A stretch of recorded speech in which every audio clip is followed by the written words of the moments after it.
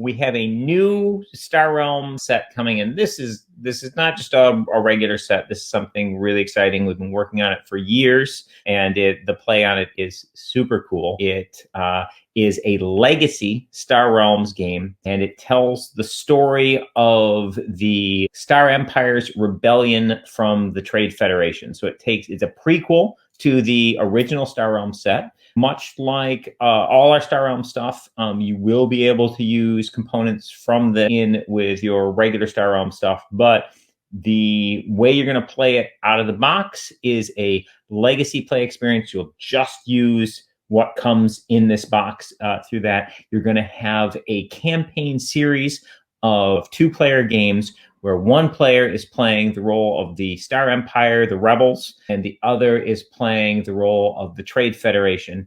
And this set has so much exciting stuff. One of the super exciting things we were able to do with this set, because of the nature of it and the place it holds in the story, the first time ever, we've got new factions. And these factions represent the governments that were in the vicinity of the Star Empire when the Star Empire rebelled. The Star Empire is trying to convince these groups around it to join the rebellion, to throw off the yoke of the Trade Federation, stop paying their taxes, and kick the Federation out. And the Federation player is trying to keep all these governments loyal to them. The way this plays out during the game is the market deck, unlike the current Star Realms, where you'd have Trade Federation, Star Empire, Blob, and Machine Cult. This takes place before the Blob were a thing, and before the Machine Cult was a thing. So one player's playing the Star Empire, one player's playing the Trade Federation, and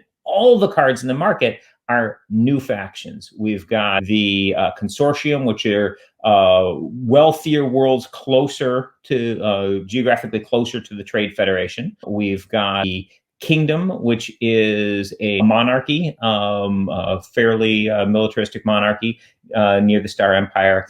And then we've got the Scavengers, which are loose confederation of wildcat colonies, smugglers, explorers who are already sort of outside the control area of the Trade Federation, largely in uncharted space. And today I'm going to be showing off some of the scavenger cards, and we'll be talking a little bit about the mechanics in the game. This is a scavenger card, the Digger. So the scavengers use, as you might imagine, a lot of recycled, borrowed, stolen technology, anything they can get their hands on. They have to be very efficient of using and reusing items, and they will scavenge all, any abandoned bases or vessels. They'll scavenge. Sometimes they resort to piracy in this. And you'll notice this card has a ability when it's acquired.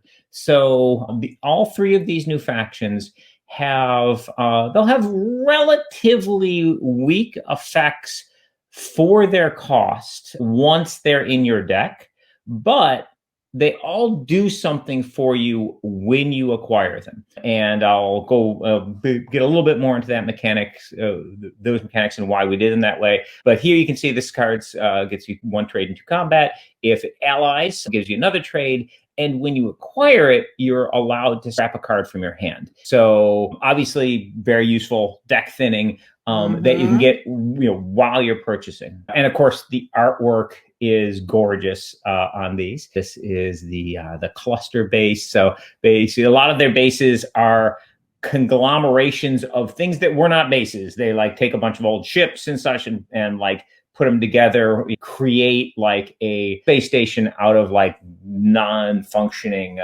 ships with broken engines, etc. So that's the cluster. This is it's one of my favorite cards, the Skyhound, and card is very cool.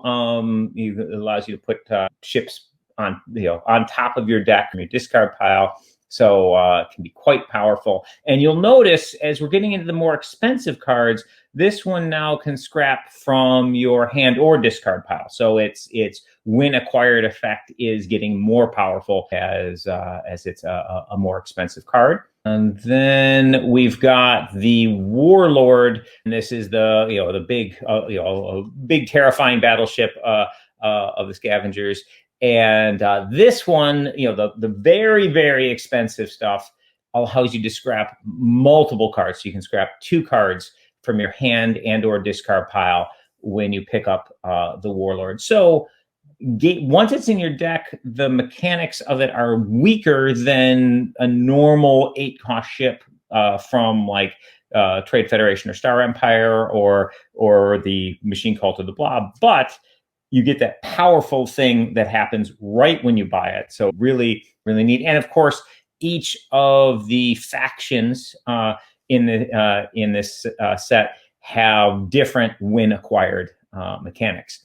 Now, when you buy one of these cards during the game, that represents a temporary alliance between that ship's captain or base commander, whatever, and your set. So let's say you're playing the Star Empire. So okay, you've convinced this Warlord ship to join the war on your side for this battle. So that is happening, buying cards in the market just like normal. However, you also have the ability to more permanently gain the allegiance of various of the ships and bases in the game. In the early games in the campaign, you will get a set of stickers for that game, and each game will have a specific scenario. So basically, there'll be a scenario telling you the rules of engagement and basically rules of play, kind of like the scenario cards from the scenario set, or what you might see playing Arena in the Star Realms digital app. And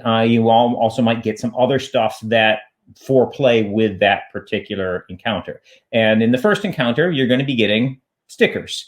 And those stickers allow you to upgrade the ship. So I'm going to show you the digger again. So for example, if you wanted to acquire the digger, you just pay 1 to acquire the digger.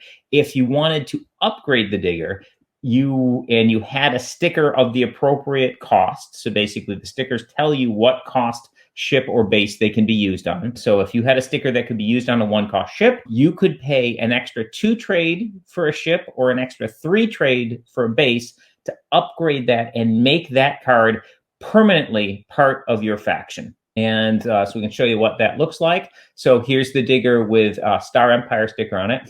And you'll notice on the top there's a little sticker, a round sticker that has the dual faction icon for Star Empire Consortium. And on the bottom here, you'll see that it has a new Star Empire ally ability. So that sticker covers up that original digger ally ability, which was 1 trade if it was with another scavenger ship, and it gave you a much more powerful ally ability for the Star Empire. So basically, this represents like you giving that ship like additional weapon systems, communication systems, basically upgrading their tech for them to really join your side. And so now this card obviously is dual faction, so it'll trigger allies from both the other factions, and it has the Star Empire ally ability of 2 combat and opponent discards a card from their hand. So now this is a solid Star Empire card. It gives you 1 trade and 2 combat when you play it, ally for 2 more combat and opponent discards. Super solid Star Empire card, and it'll also still trigger the ally abilities of existing scavenger ships. Now, we can also show you an example of the card with the Trade Federation sticker. So here's the digger upgraded for the Trade Federation. Now you notice the first ability on the lower sticker down here is giving 3 authority, and there's no like ally symbol or scrap icon or anything in front of that. So that is a additional primary ability of the card. So now when you play this card, it'll give you 1 trade, 2 combat, 3 authority. And if you ally it with another Trade Federation card, it gives you another trade. And that 1-cost sticker could have been applied to a 1-cost card from any of the new factions. So as you're playing and you're using these upgrades, you'll be modifying your set and customizing it. So basically, your set will end up being different from other people's sets because of the cards that you've chosen to upgrade during the game. And there's a lot of fun stuff we do with this sticker mechanic. So, for example, in the first game, as an alternate win condition, if one of the two players upgrades all of their stickers, they basically get a political victory in that battle. They've done a better job sort of converting the neighboring systems and such to their side. And so the game, that is an alternate win condition. If you can use up all 5 of your stickers, you win the game on the spot. So it's kind of like a mission. And throughout the series of games that you play, you're going to have more and more cards in the market deck that already have these faction stickers on them. Now, both players are still allowed to buy these cards. So let's say it's game 2, and that digger was upgraded in game 1 to be a Trade Federation card. The Star Empire player can still buy it. Now, this represents the switching alliances that frequently happen in civil wars, where people might fight on one side for a little while and then switch to another side and back and forth. So, but obviously, this card is going to be much more exciting for the Trade Federation player to buy in those future games, because they have stuff that in their deck that wants Trade Federation cards from the very beginning. But either player can still buy an upgraded card from the market. So we also, for each cost, there's going to be 2 stickers. You'll only use one of them. There'll be one sticker that's sized for ships, so what we showed you there, and another set of stickers that is sized for bases. So they'll have the same abilities, same ally abilities, etc. It's just the stickers are different, shaped differently to fit nicely and elegantly onto either a ship or a base card. And remember, costs a little bit more to do that upgrade to a base.